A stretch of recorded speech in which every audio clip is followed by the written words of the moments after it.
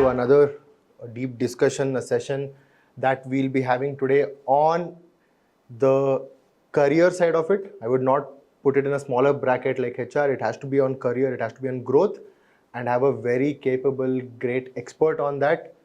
I would like to welcome Tashi first to this talk, where we'll have a lot of discussion on how careers can be taken forward in different facets of the business.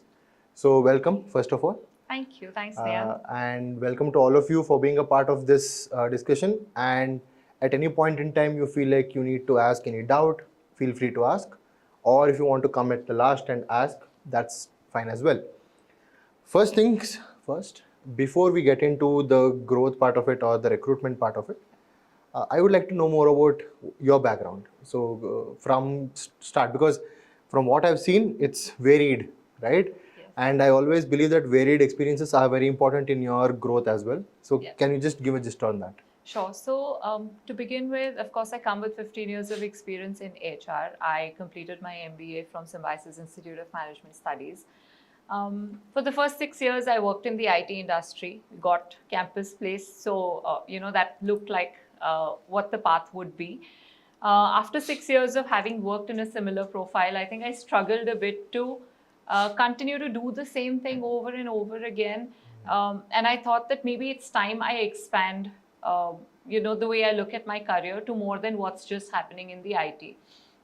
Of course, it was very, very difficult, went through multiple levels of rejections to actually land somebody who would be willing to take the bet on you, right? Because you don't come with the experience, you don't come with the industry. I wanted to change my role. So it was a bit difficult, but I think I stayed with it because that's really what I wanted. I didn't want to just change my job. I wanted to change my career, right? Which is when the switch to talent management typically happened. And that was like a specialization within HR, if some of you may not know. So from an IT, I shift to a pharmaceutical industry. From a consulting, it was a sales-based industry. And then from a generalist role, it became a very specialist role, right? So I think it was like a transition across all three areas of my career.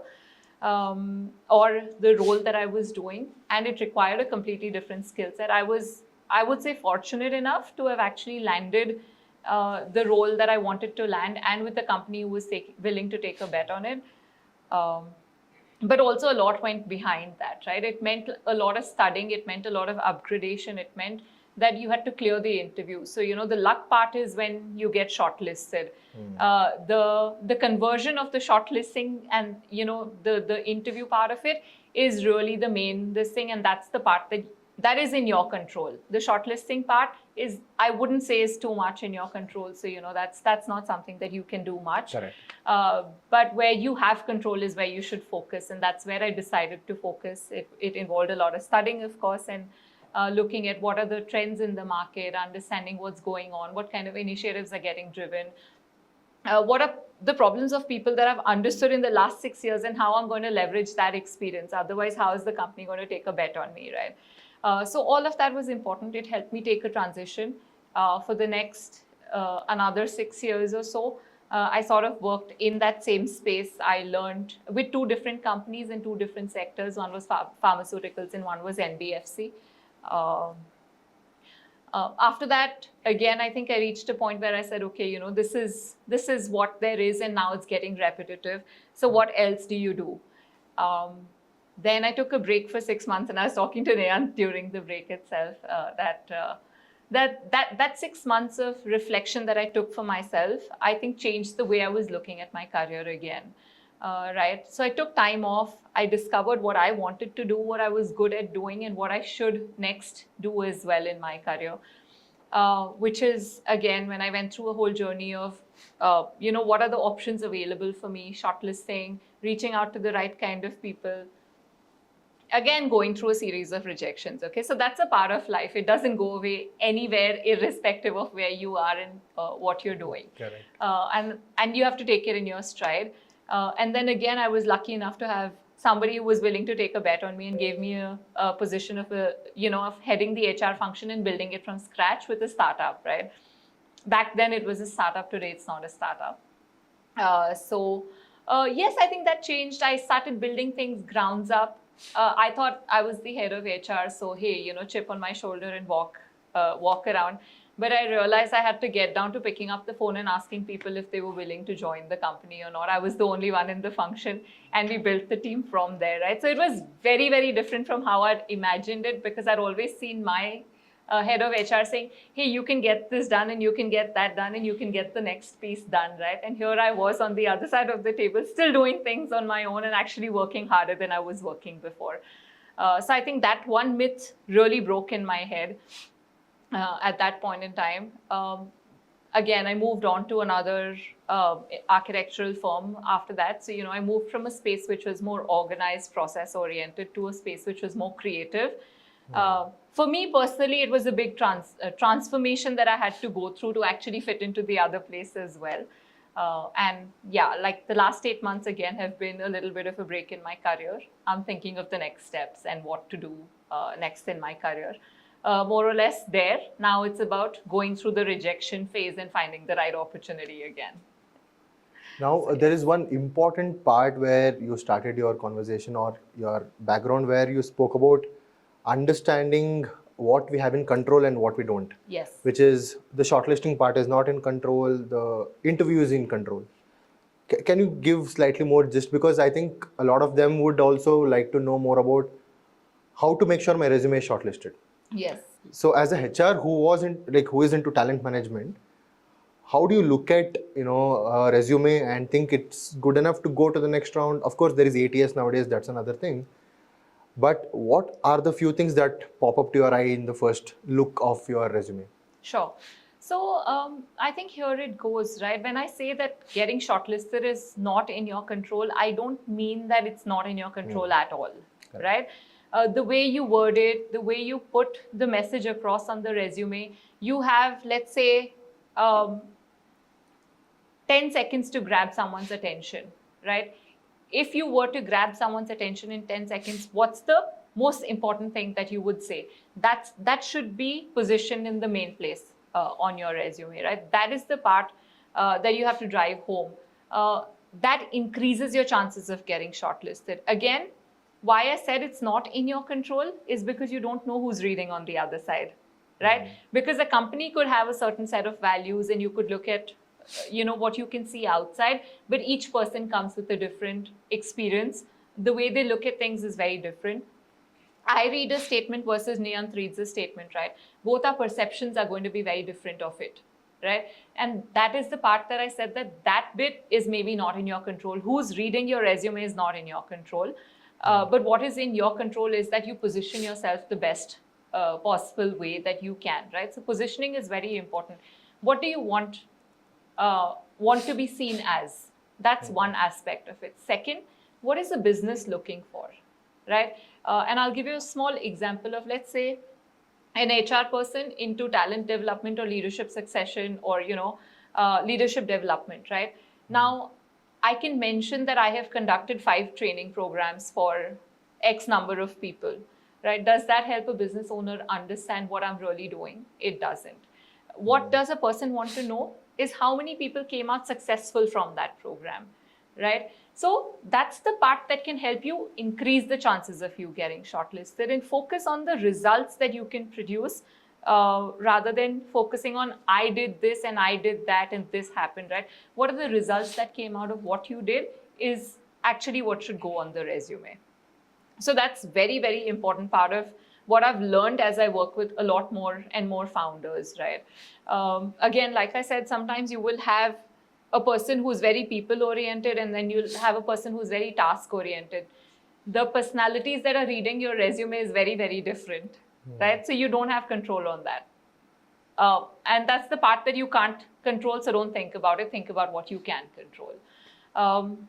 Next, in terms of the things that you look at, let's say your own perspective. So when you told you don't control on who is reading it, correct? Now let's just look at your example, right? Sure. Now let's say you are reading it. What are those things that you look at when you look at a resume, considering your experience from the previous couple of firms, which is slightly more interior based? Yeah. So is there anything specific that you look at? So, personally, if you ask me, I think my way of looking at resumes would be very company specific, right? If I'm working for a particular company which is very process oriented, and I see that a resume that has come, shows me that a person has more creative pursuits, maybe I may not shortlist that person if you really ask me, because I know that the person will have adjustment problems when they come in on board. Usually my approach, and if I have the time, I would love to talk to all the candidates and really, not just judge a person by the CV they send me, because I really think it's unfair to do that. But sometimes you don't have an option and you don't have a chance, but that's the best possible way, right? So if you're going for, let's say, an organization, or you're applying for an organization that, you can go on their website, you can go on their LinkedIn, you can go on, the kind of people who are working there, and maybe in detail how I could help you understand how to understand whether they're process oriented or they're more creative in their pursuits, or they have a balance of both. And there are indicators that it talks about, right? So you have to change your resume for every application. You can't have one resume and say, hey, it's going to work everywhere, and hope that by streak of luck you're going to find something. You have to understand the company, research on it, research on the people who are working there. In case you're able to get hold of who's the hiring manager, go on their LinkedIn profile and check. That helps you increase the chances of what you can do to your resume. And is it different for all levels, or is it quite similar? It is absolutely different for all levels, right? Can you explain? So, for example, if I'm shortlisting a resume for entry level, or let's say 0 to 5 years of experience, I'm looking at someone who's got hands-on experience, right? Who's doing things on their own, who's talking about what they have done, the kind of achievements that they have brought, how they've gone out of their way to actually make things happen, right? When I come to, let's say, a 5 to 10 years experience, you're moving into a managerial role. I am looking at a transition of how you've collaborated with people across the team, and how you've actually collaborated with your team or grown your team, or, let's say, it becomes a lot more in a balance between what you can do as an individual versus what your team can do with your leadership, right? So that's the other thing that I would look at. And when you go to a senior level position, it's mostly about how you can lead and inspire people to do a lot more and actually believe in themselves. So, all the examples should become about how you led a team to achieve X results, right? And that's typically what I think would be a difference between the kind of. But this is just correct. Just like very, very in short. Each position has a nuance. Each, for example, if I'm looking at a specialist, or I'm looking at a technical specialist, then irrespective of what level they are at, I want to know what kind of certifications they hold, right? Then, there are certain roles which are individual contributor and are right at the top. Correct. For those, I'm still looking at, the technical skills part of it, what they can do, what they can deliver, the technical expertise that they can bring. So it's very nuanced. It's not like a one size fits all that can go everywhere. Each position is handled very differently. But yes, overall, this is the structure that you would follow. Also, this is something that a lot of people do have in their minds, right? Where if they have changed multiple companies in the, let's say, 4 years, 5 years span, they've had 6 companies, 5 companies, maximum 1 year in a company. Do that actually affect their candidature in the next company? The company, does it look at them like, okay, every year they are changing the company? Yes, is it the does. right? And what is the saturation point, or how do they judge it? So again, changing a company every 1 year, every 1.5 years, sure you can. I mean, there's no problem. You will grow faster, right? You will get better hikes, irrespective. I mean, it's a reality. You've got to accept it, right?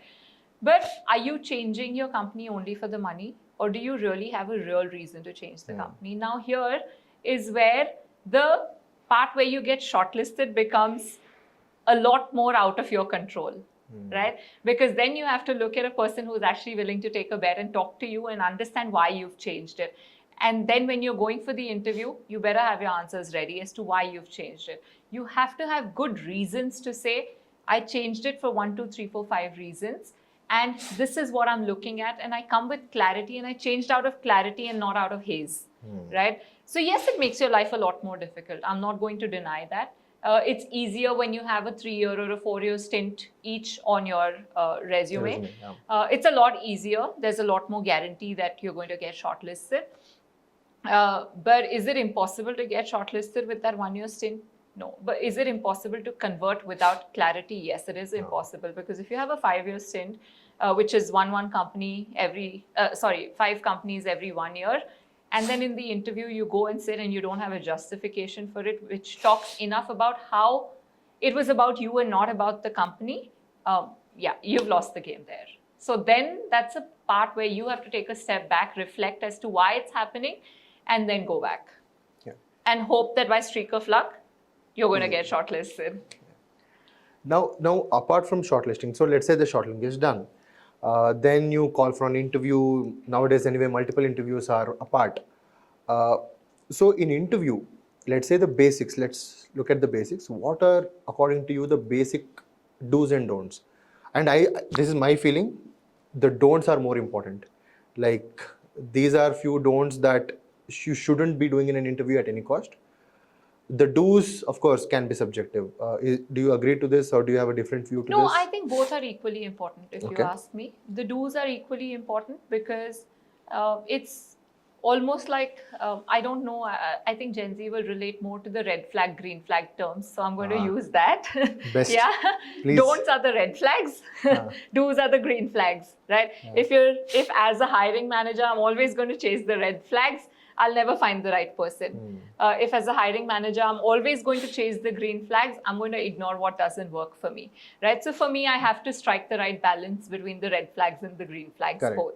Some of the red flags, if you ask me, for me personally, as a hiring manager, I've evolved. Initially, I used to be like, hey, a person is not in time for the interview, irrespective of what happens, it doesn't work, right?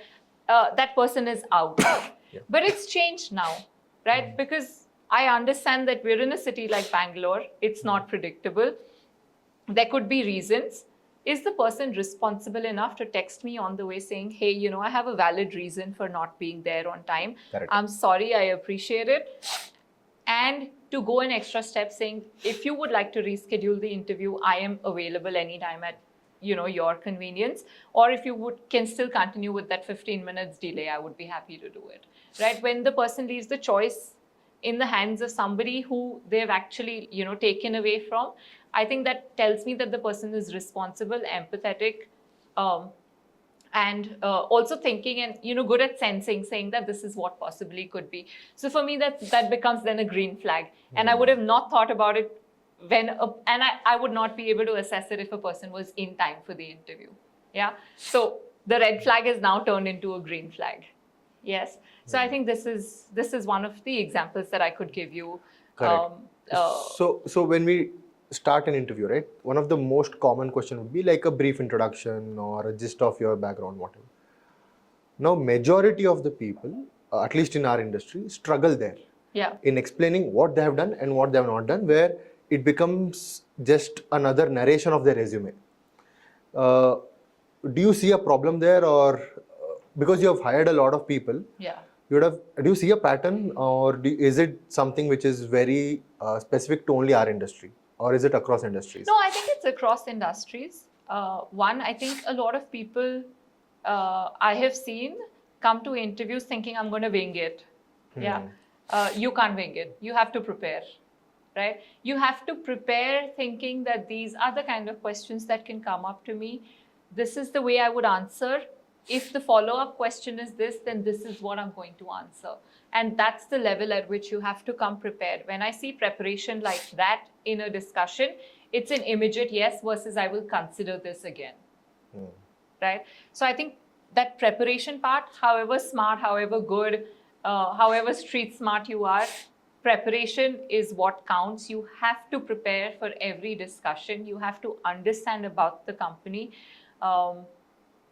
And most importantly, you have to understand yourself and position your strengths in that way, right? So it's very, very important. And second, please understand that a hiring manager goes through about 6 or 7 interviews in a day. If you can't engage them in the first 5 minutes, you've lost it, right? So you have to keep the conversation engaging. you have to sense in that moment how much detail the person wants to hear about you, right? And when you see that the person, let's say, starts fidgeting or is doing something else, they may be making notes that's different. But if you see you're losing attention, it's time for you to rewire and say, how can I change that in that minute? How can I put something out which will catch the interest again? Correct. Because there is also other side to it where the introduction goes on and on and on. Yes. Because it becomes a storytelling of their entire history, right? Yeah. So the interview has to be more to help the other person decide that you're the right person for the role, and also for you to understand whether you are actually the right person for the role. Right? I think that's something that over a period of time I've learned to understand, that you can pick up a role, you can sell yourself extremely well through the interview, and then fall out of that company pretty much in 6-8 months because you don't fit in anymore, because you sold yourself to through a different lens from what you actually are, right? So it doesn't work in the long run. So the idea is to be your most authentic self during the interview, and not look at it as I got rejected, but look at it as I probably don't fit into that company. Now, one more common thing which is, we spoke about it, like as generations have evolved, the newer generation is slightly more risk taking in terms of different profile, different company, faster changes, and not exactly in terms of, okay, I'm loyal to this company forever, right? So when do you think for a person, of course the answer is subjective, but when do you think for a person they have to consider it changing a job? At what point? Or is it too personalized for them, or are there some general common answers? Okay, so I'm assuming when you're saying change of a job, you mean change of company and not necessarily careers, right? No, change of a company, yes. I'm done with this company, I want to shift. Sure. Now, here's how I typically look at it. I'm sure it's different for each person, right? Every time I have decided to change an organization is because personally for me, evolving through work, finding different kinds of things that reflect different sides of my personality and give me a chance to introspect is very, very important. And when I start losing that, is when I decide to say, hey, can I go and talk to somebody who can give me another profile that can give me newer experiences so I can experience different sides to my personality? And if that doesn't happen, then I decide to go ahead and switch a job. At some stage of my career, salary was very important to me. So I decided to change the job because I realized that staying in the same job, while the work was amazing, I think I had one of the best leaders I could. Everything was great, but the pay wasn't great. And at that life stage, my pay was important to me. So I decided to switch at that point in time, right? So what you need to do when you're thinking about whether you should change a job or you should not change a job is to define what is your life stage at that point in time, what are your priorities, is the current organization meeting those priorities? And these priorities keep changing for everyone as you keep growing, right? So at some point, compensation can be your priority. Sure, it is. I mean, and you have to be unapologetic about the fact that it is your priority at that point in time. The variety of experience that you have can be your priority. Having a good, healthy, emotionally healthy manager who understands you, because let's say you're not vocal enough or you were not trained to be vocal enough about what you want in your career, and there's someone who's able to understand you and give you that growth, right? For some people, that is very, very important, and they choose that over everything else, right? So you have to decide what is important for you, whether that is being met or it's not being met. Can I have a conversation to make sure it's being understood? And if it's not, then sure, please take a call. And instead of sitting there and feeling bad about being in a place where you don't fit, I would say you should go to a place where you can find a better fit. But think about the fact that, have I tried enough to be here? If I've tried enough to be here and it's still not working, then it's okay to move. Instead of sitting in a place where you're unhappy and then not doing the best possible work that you can do. Correct. So you started this answer by talking about first go and approach whether there is a change of profile or something, right? Change of profile which is possible, or let's say, you're looking for a salary increase, you're looking for a location change. Is it possible? The first thing is to give somebody a chance to understand what you want, and to see if it is possible or Correct. it's not possible. And also to have realistic expectations, right? So, I remember like a few conversations where people came and said, I want 100% hike. I've had the same as well. Yeah. I said, even if my company can afford 100% hike, I can't possibly give it to you because there are group dynamics that are at play, right? If I give you 100%, somebody else comes and asks me, why did that person get 100%? Do I have an answer which is strong enough for me to say that, yes, I can? Then sure, I don't mind making an exception. But if I don't have an answer and it's just because it's your personal need, the company is not going to go out of their way to meet it, right? So you have to be realistic about it. You have to ask for it and then realize whether it's fitting or working for you or not, and then take that call. So when it's about change of profile, how do you approach it? Because a lot of people would have come to you or some other technical expert or a HR, let's say. Yeah. They approach both sides, right? Yeah. To look at, is there anything else for me in this company that I can offer? Or I have a certification in a different profile, can I change? Yeah. It can be anything because people are upskilling on a daily basis. So how do you approach for a change of profile in the same company? Sure. So I think, fortunately, I've had a lot of these conversations with people. And they all always come up and tell me that I want to change my work and I want to change the way, my profile. And my first question to them is, why do you want to change your profile, right? Typically, 3 answers that I get. 1, I'm not able to get the recognition I want in this profile. Second, I think that the other profile or what the other person is doing has a lot more scope, so I want to do that part of it. And I think it's more important for the company, so I can earn better money there in that profile, etc. That's the second reason that people look at. And third reason that people look at is that, I think I was a misfit in this role all this while, and I'm starting to realize who I am as a person and how I fit in better into the other role, right? The third part for me is when I would tell a person, please consider a role change, right? Go for it.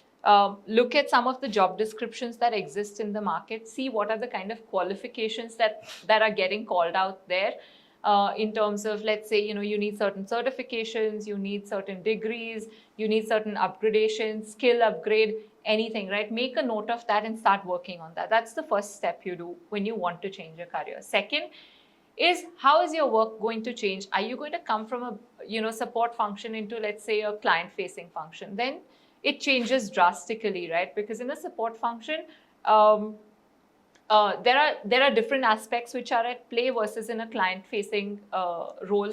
There are different aspects which are in play, right? So you have to completely think about how the company is going to benefit from you going into that role, and what is it that you bring to the table that can change. So that's the pitch you can make, and you can work on the skills that are required, and that helps you transition into the career, right? And of course, networking in that domain would help you, because then that helps you get chances to actually change it. I always say it's easier to change your profiles when you're in the same company versus when you go outside and you try to change your profile, it becomes a lot more difficult. So build enough credibility within your company that they want to retain you and find another role for you. That's the first thing as well. The first 2 problems are a you problem. You need to solve that, because wherever you go, you will. The first problem is, I'm not finding success in the role. You have to understand why you're not finding success in the role. Yes. And then find, then if it requires a role change, it's okay. But even if you change your role, you're still not going to find success there unless you've understood why you're not finding success, right? And success in how you define it.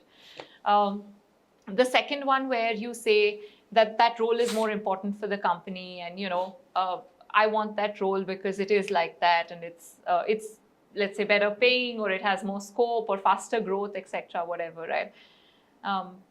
I will just tell you one thing: grass is always greener on the other side. You go that side, you will find something else which is more appealing.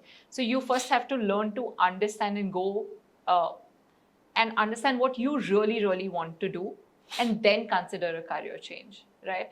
Because even if you keep changing your careers all the time, I'm not sure it's going to get you where you want, unless and until you understand what you want and then go out and chase it, right? So the third person who comes and says, hey, I found what I want to do in my life and I want to change it, I think that's the person I would say, please go for it and chase your dreams. right? Because then that person is going to excel and will find it very easy to get a career change. Now, the reason I asked you this is because a lot of students I meet, not just here, outside, even fresh engineers, let's say, majority with freshers, when I ask them what profile are you looking for, majority of the answer will be whichever pays me the highest.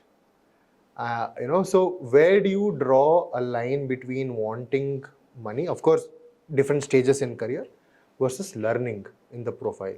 Or is it too personalized for them based on their background, or do you think at each stage they have to change their needs differently? Yeah, I think this is where I would say we have to understand how human beings work, right? And that they come with their own set of experiences, they come with their own set of expectations that the families have put on them over a period of time, right? Like I know a lot of people who are like, my family forced me to do engineering. I never wanted to do engineering. Half of them are here. Yeah. So yes, I think they come with that this thing where they probably never really fully got a chance to explore what they want to do, right? And sure, the family is an important part of it, right? I mean, I would always say that your family is there to guide you to find the perfect route for you. You take how much you want to, and you discard what you want to discard from what you've got from them, right? But you can't. I mean, they know you the best, right? So you also have to give them credibility for that piece of it to guide you. But again, to answer your question, for example, if my family has absolutely no money and has invested every last piece of money that they have in my education, right? I'm not wrong to look out to earn money and to provide for them, right? And on a hungry stomach, very few people in this world can look for a purpose on a hungry stomach. Let me tell you that, Correct. right? Purpose learning comes, and if you all know the Maslow's hierarchy of need, it comes later. The first thing that comes is being able to provide for yourself. But like you said, the wisdom is also in knowing whether you're providing for yourself or you're chasing fantasies, right? So I know a few people who say, hey, I need to earn more money because I need to be able to afford that particular phone, or I need to be able to buy this device, or I want to buy that car, right? And if you're doing that at a cost of learning, I'm not sure. I think maybe that's who you are as a person. But I would say that that's where you get the balance, right? That if you feel that your basic necessities are met for, then focus on your learning, because that's eventually what's going to get you far. But if you're already struggling with the basic necessities, I can't expect you to focus on your learning. I have to expect you to focus on meeting your basic needs and keeping yourself healthy in the first place. So I think each person has to find their own balance to say what is a necessity for me and at what point do I trade off, because getting a good salary will serve everything for now and will serve you in the short term. Learning will serve the long term. Only focusing on the long term doesn't help. Only focusing on the short term doesn't help. You have to strike your own right balance between the two. So now I want to know more about the part of interview. Now it's been divided into two interviews, right? One is technical, one is HR, especially if you go in the top management level. So technical, I understand it is mostly on their skill sets, the things that they have learned, experiences. What happens in a HR interview in terms of your perspective? What are you looking at? Because the context is simple. In technical, it is mostly going to be the numbers, experiences, how many crore project you handled, how many people you handled. It's slightly more quantitative. Yeah. Yours is slightly more qualitative, where you observe a lot than actually hear the answer, right? So what is it that you look at in HR? Okay, so first things first, and I can't speak for the rest of the HRs who do the interview. I'm going to speak for myself. But I start gauging a person from the time I get their profile, right? From the very first time that the CV is in my inbox, I start gauging the person from the way they've, let's say, written the email, from the way they correspond. Let's say somebody tells me that I'm going to call you back in an hour, right? Are they calling you back in an hour, or are they at least dropping a message saying, hey, something's getting extended? So, with these little things, that's where your entire assessment process begins, right? Correct. Is what I would say. In a cultural interview, of course, it depends on what the organization is looking for and what's the priority, right? So in a lot of organizations, I've seen that what they really want is that people come and just do their jobs diligently and sincerely, right? In a lot of, let's say, bigger process oriented, where your work is segregated and divided and this is what you have to do, they will probably look for people who can just simply do their work well, right? And who can show up. Stability, consistency, all of that matters, right? Every day matters. Whereas you move to a smaller company, or let's say a startup, your ability to take anything that comes on your plate, actually to take even things that don't come on your plate, right? So, going out, that initiative is seen as a positive. But if you try to do that in a bigger company, it'll look like you're encroaching someone's territory, right? So they're two very different things. So different companies at different stages will look for very different people. Now, a person or a company which is in, like, let's say a 0 to 1 stage that you typically call, they'll look for people who can do everything, right? When you go from a 1 to 10, they will also look for people who can probably do everything, but also some people who can just sit and do their job, because it's important to get that stability and keep the processes running as well for you to get the scale, right? It's not just about attacking problems, but also keeping some things running. So, then you'll have a mix of both the profiles. Whereas in a larger organization, they probably want people who can offer the stability of being there and, just consistently adding value to what they're doing. But I'm just giving you an example. It could vary across cultures. And what I'm looking for is very different. So go to the value systems of a company, and most probably you'll get the questions from there saying that, we're looking for someone, let's say responsibility or ownership or emotional intelligence or empathy is one of their values, right? Short, you're going to get asked some questions around to assess situations in which you would have displayed some of those values. And that's typically what an HR interview would be about. But if you ask me, for me, it would be about the professional ethics that a person carries, the way they talk to each person, the way they treat every person when they walk into the door, right from the guard at the at the reception to somebody who is, let's say, a CEO. Is the behavior changing? Right? Is the person inconsistent in the way they behave with people? For me, some of those things are very, very important. And I'd like to have people who can maintain that consistency. Now, we spoke about culture as well, right? So for someone who is looking at applying for a company, how do they get to know about the culture? Apart from, let's say, speaking to someone in the firm, let's say that is not available or that's not happening because of the time limit or something, right? Because nowadays, what is happening, websites look similar. Yeah. LinkedIn pages, everyone has the same kind of branding that is going on. Though some festival activities is being showcased in the same way. So how does anyone understand what is the actual culture in the firm? Okay. So I think one of the key things about culture, right, is that I could have a set of value systems written on my company website, and then there is a different set of the behaviors that I'm actually rewarding, right? So when I actually go into, let's say I pick up 5 employees from that company's LinkedIn page, and I see, a lot of people will post, hey, I got rewarded today, I had this. Go and look at the kind of rewards that are being given out. What are the people being rewarded for? That is important for the company.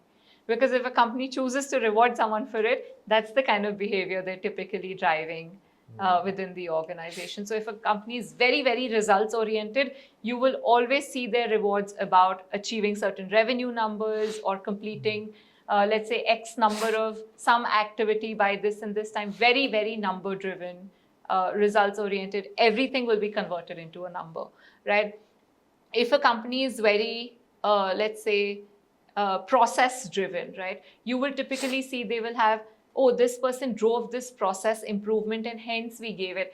It may not necessarily mention that process improvement led to what results, right? The very fact that you tried to change a process and it was accepted is what is going to be rewarded. So, that's how you typically understand what is being rewarded. Best case scenario, if you can talk to 5 people and understand, they will give you. The second is the way of looking at what is being rewarded within the organization. I think now it's time to come to the important part for them. How do you negotiate salaries? Ooh, okay. Negotiate salaries. One thing, please keep your first things first, right? Keep your personal problems out of salary negotiations. Your personal problems are not a company's problem. So, most important part, I need this money because I need to support my family, is not going to help you land it, right? Understand if you can get hang of what is the salary data in the market, and you can talk in terms of this is the percentile of salary that I'm asking for. These are the skills I bring to the table, and these skills are going to help me convert this much business for you, and hence I'm asking for the salary, is the only way you're going to land the salary that you want, right? You have to be able to justify why you're asking for that salary, and that has to mean that you're delivering at least 10x value to the company of the salary you're asking for. So you better have a value proposition saying that, I'm asking for, let's say, a 5 lakh rupees. How am I going to generate 50 lakhs for you this year? Right? If you don't have that answer, you will always lose in your salary negotiations. Correct. So this is one thing that I was talking to an entrepreneur before, who's big scale, around 600 crore company he runs. So he's talking about two things, right? One is front-end jobs, back-end jobs.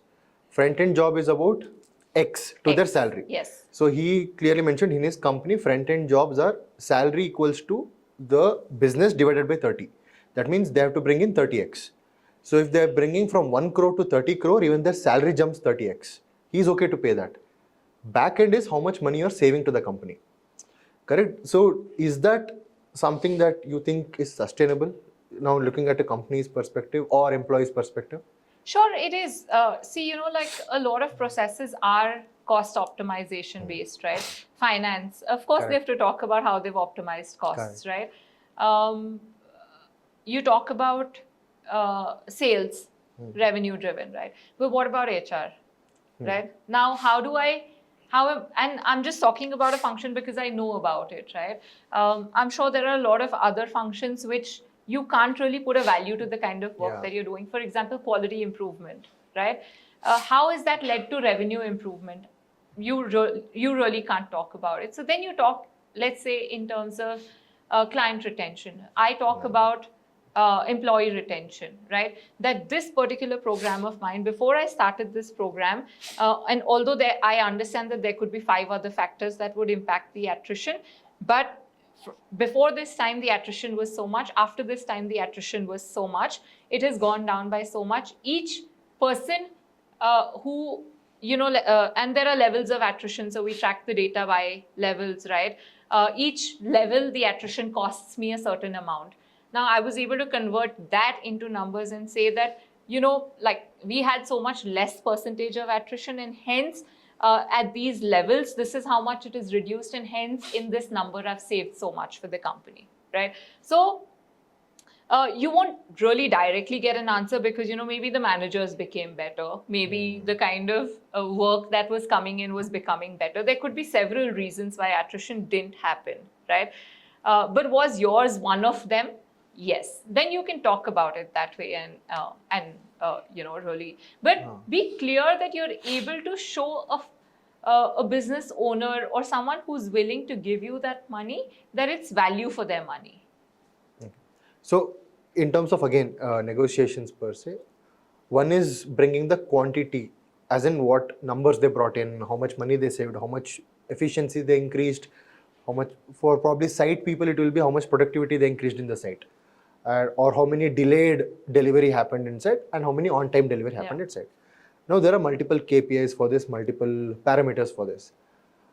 Now, keeping that aside, for themselves alone, right? The one more question comes in where they will feel like, okay, if I go to that profile, I'll get faster hikes. I'll go to this profile, it's slightly more stagnant. Is that a myth or is it a reality where different profiles have different growth rates at this point in, let's say, interiors? So it's a myth and a reality. Okay. Reality, sales profiles will probably always get slightly higher compensation. Myth, that if I go into sales, I will make that much, right? Because if I'm not suited for sales, I'm not going to make even what I'm making here. Correct. Yeah. So, like I said, it's a reality and a myth. Look at what you bring to the table, look at what you have to offer, and in the long run, everything balances out, right? That's something that I've really learned to understand, that in the long run, if you focus on what you bring to the table and do that well, there is no way that you're not going to earn the money. And it sounds like a very motivational talk kind of a this thing, but here I am with my own example, right? That I was the lowest placed, in terms of the salary. I got the lowest placement on my campus, right? And then I kept thinking, should I even do HR? Should I even do HR? And I kept questioning, but something kept me there. So, because I knew that I don't know what else I'd rather do. I really don't know what else I'd rather do. So I kept doing it. I kept doing it. I kept doing it. And today it pays. It really pays. And maybe I'm an outlier, but I did it and I continued to stay with it. And I did what I do best and brought that to the table, and now it's valuable, right?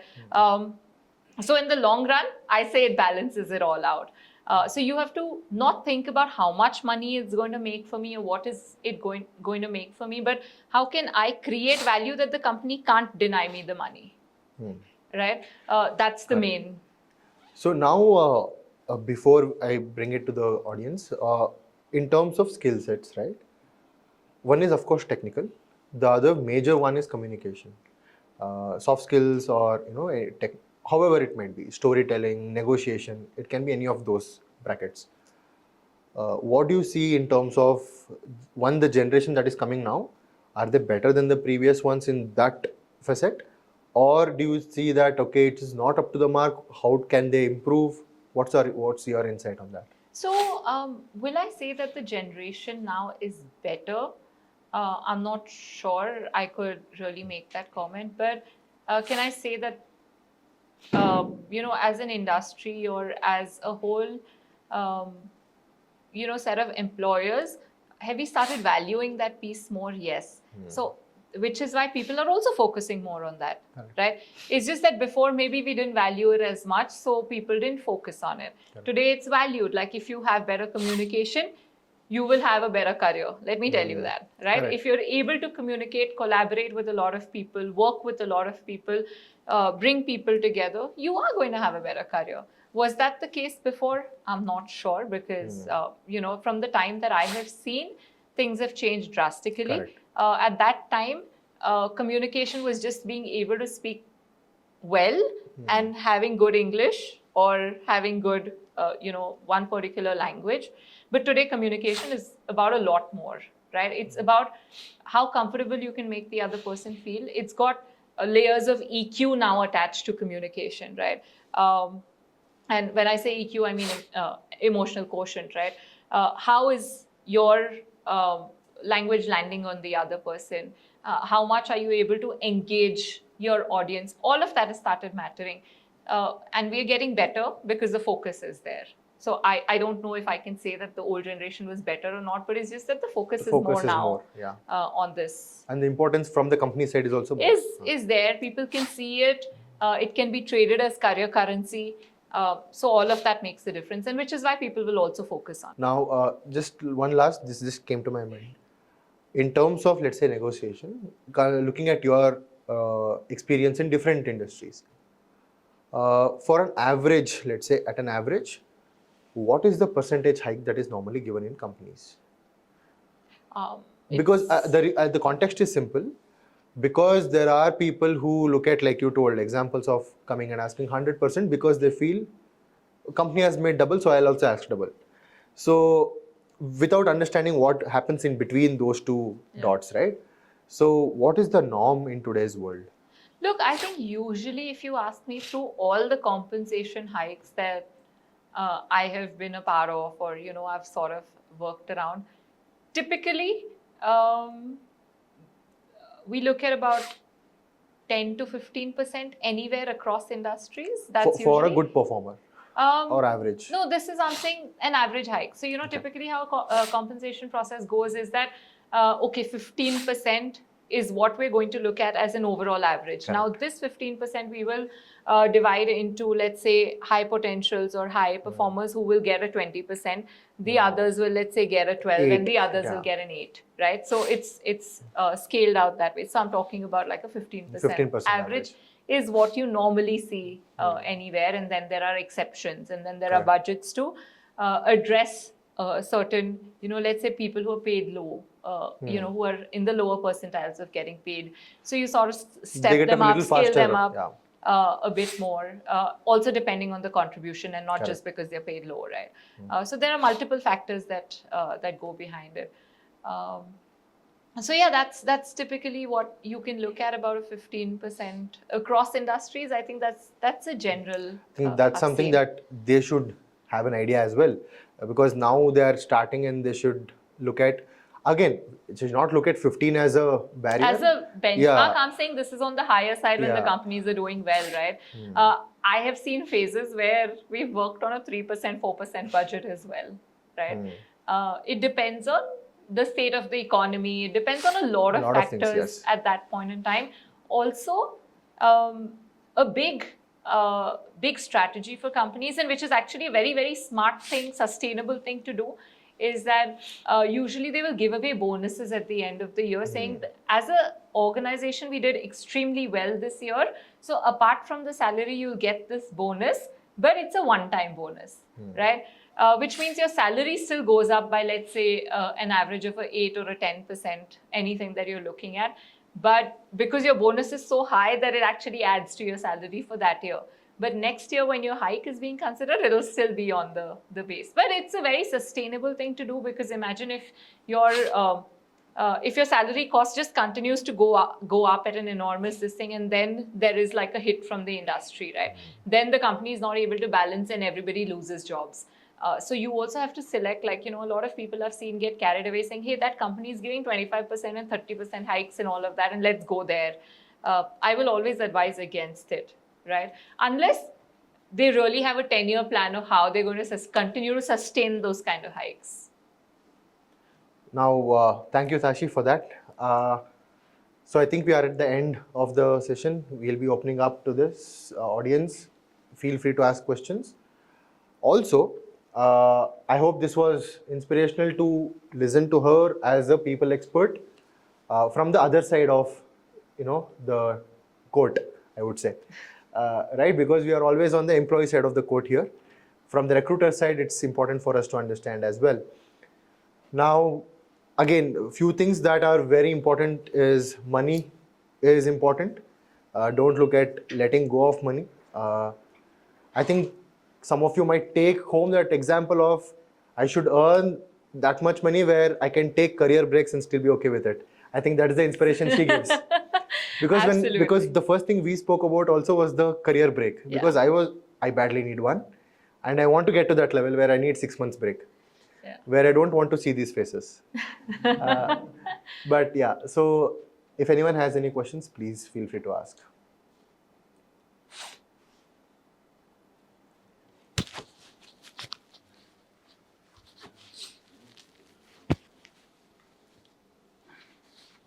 So can I assume that I have asked all the good questions that you wanted to? Okay, there is.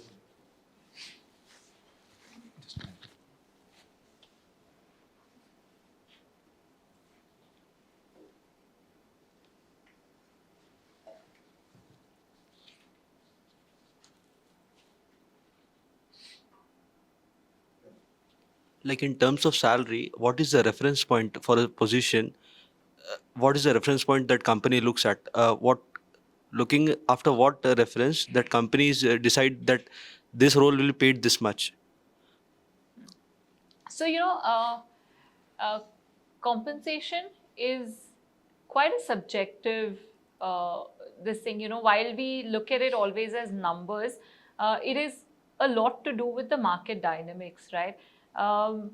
And, typically every company will have, let's say, ranges that they work out. And it's a very scientific process that goes on in the background, saying that this is how a person in this grade across this function is typically going to be paid between this and this, right? And that happens on market research, and every year it keeps getting revised. So there are companies who are typically working on that part of it. They'll give you the compensation data, and then you can decide whether you want to align, let's say, at the 75th percentile, or you want to be at the 85th percentile of the market, etc. That's one of the factors. But to me, the most important factor that I've seen so far is the demand and supply dynamics, right? If the demand for the talent in that particular section of what you're working in is high, then and the supply is low, then the companies are willing to break the salary brackets that they've made, right? And if, let's say, the supply is higher and the demand is lesser, then obviously you're not at a negotiating, upsell or whatever is what I would say. So mostly it depends on the demand and supply dynamics, if you really ask me. But of course, there's a scientific basis on which it works, saying that this is the determinant. This role at this level with this kind of responsibilities could actually get us that much revenue overall in calculation, and hence the salary should be that much, right? That's the basis, but most of it depends on, like I said, the demand and the supply of talent in the market. So I don't know if you guys remember this wave of IT that had come a few years ago, and you remember how much in demand that talent was. But today you see the same talent, still running out and, saying that, hey, I'm looking for a job. And at some point in time, those people were like, getting offers and offers, like multiple offers across, right? And they would literally be able to negotiate. So I think it's just every industry goes through that phase. Every kind of talent, every kind of role goes through that phase. Now, see, the tech has taken a very different shape. Now, AI talent has suddenly become like this high demand talent, right? So if you have a specialization and you know AI on top of that, then you're actually hotcake in the market today.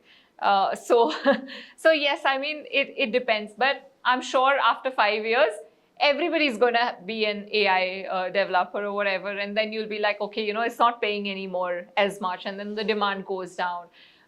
So yeah, it is like I said, it is a factor. Like the most important factor is the supply and demand of that skill in the market.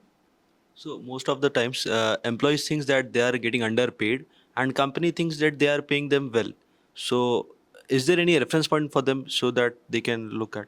Yeah, there are many reference points. And like I said, the scientific grid that most of the companies have as a reference point to decide where to begin in the first place is what typically the companies will refer to as whether it is right or wrong.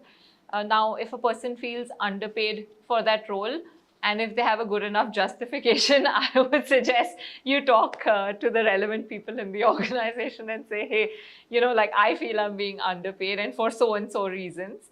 Some companies will consider it because they would look at you as, let's say, not just another thing, but they would take into consideration, and it's important for them. But some companies are very strict about the fact that we will look at compensation only once a year and we will not revise it in the middle, come what may, right? So it depends on company to company again. So nowadays, online certification is the trending. So will online certifications will give a higher salary? Because if I jump a company, so as you told, 10 to 15% they may give. So if online certification, if the same candidate has done the online certification, will he able to get the 20-25% of the hike based upon the certifications? Okay, here's the thing, right? Online certifications, as helpful as they are, they're also an eyewash, right? Now, it depends. If you're bringing that certification, it is resulting into a productivity and it's resulting into giving a company an advantage, you will anyway get the hike. Right? But if you think that just going out and getting a certification is going to get you the hike, no. Is it going to increase the chances of you probably being considered for a hike? Yes. It's the same thing as the selection part that I was talking about, right? Okay, let's say Tanushree has or Tashi has a certification in AI. Now she's an HR professional and she has a certification in AI. So people will consider her for an AI role, which means that she has higher chances of getting a higher compensation now. But if she goes into a discussion or if she gets on a project and she's not able to perform on that project, at the end of the year, she's not going to get a hike. Then irrespective of the certification she carries, she's not going to get the hike. Yeah. So I think that's the basic, right? The substance is ultimately what's in the long term going to determine. Your certifications will maybe give you an initial edge. Yeah, it's like an MBA degree. Like it gives you a little edge to begin with, but in the long run, your performance matters. So you talked about when you see a CV, you are able to figure out there are some indicators where you figure out the person is process oriented or creative person. So can we know what are those indicators that you look for, and we can then customize accordingly to the company? Of course, that we I can apply? tell you about it in one. I would like to believe that I understand it. I'm not, you can never be really sure, right? So I don't think it would be appropriate for me to say that I look at, and it was just an example. I would still consider, I would still talk to a person. But yeah, I mean, people who are left brain and right brain will typically make their resumes very differently. With the kind of, let's say, fonts they use, with the kind of, expression of results that they put in, right? For example, what do I say? Actually, even a creative person can be very results oriented, right? Because they like to see their work go up. So I wouldn't necessarily say that you can just differentiate like that, but maybe I could sit with you and show you a few resumes and you'll be like very intuitively able to tell the difference. But the way they word it, the way the results are portrayed, what is given more importance, is it, for example, if I'm looking at a designer's portfolio, right? There are certain designers who focus on, let's say, creating so much efficiency out of the space versus a designer talking about, or, like reflecting the portfolio through pictures and a lot more pictures than words, right? It kind of talks about the kind of work that they would like to do. Not necessarily, I wouldn't necessarily say it's creative or not creative, but the focus or what they really want to chase is what you really understand from there. And that's the best example that maybe I can come up for you right now. But there are a lot of small nuances that you can actually look at through a resume. It's not a very simple this thing that if a person writes this, then the person is creative. No, I mean, neuro-linguistic programming is a very deep subject, and I wish I could explain it to you in half an hour, but it took me 15 years to learn that. so yeah, I mean, it is basic certification. It is tough. It is very, very tough. And again, I would say that it's always very subjective. There are chances that we would be wrong about it. There are very high chances that we would never fully be able to understand a person. It's just my perception of how I look at it. Yeah. And which is where I said that it's a chance, it's your luck. That's where you're not fully in control of the situation. Yeah, and my question is about profile change. As you said, people were convinced enough to take a bet on you that you can change the profile and you can perform good. How can we convince people? Like, what are the points I can put myself showing that, yeah, I'll be performing good even the profile changes? By showing that you've thought through what it takes to change that career, right? You've thought through what is not working for you in the previous profile and why would it work for you in the next one. Also coming up with, let's say, a few case studies of how, transferable the skills that you carry from the past are to the new profile. And mostly by having done small projects in the new profile that you can. So it's not like I leave this today and start that tomorrow, right? I probably decide today that, okay, I want to change my profile. I pick up small projects outside and go an extra mile to, let's say, do some of those projects that reflect my capability of being able to pick it up, and then also show my hunger for learning. And both together is what would convince a person to really take a bet on you.